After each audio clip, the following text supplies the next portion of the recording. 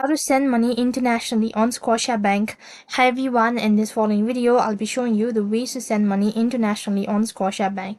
In order to send money internationally on Scotiabank, you have to follow this instruction. First of all, log in into your Scotia mobile banking app, and when you're logged into your account, go ahead and press on transfer located in the bottom left hand side corner. As you click on it, it's going to take you to the transfer info page.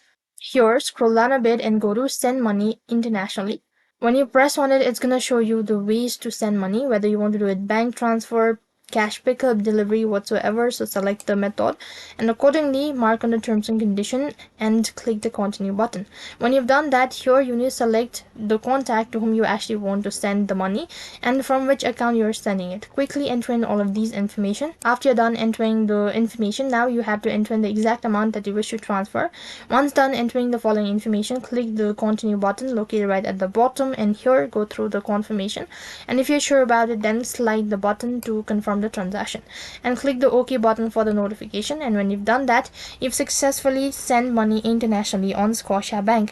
So that's how you can send money internationally on Scotiabank. That is all for this video. I hope the video was helpful. Make sure to like, share and subscribe to our channel. Thank you for watching. See you in the next video.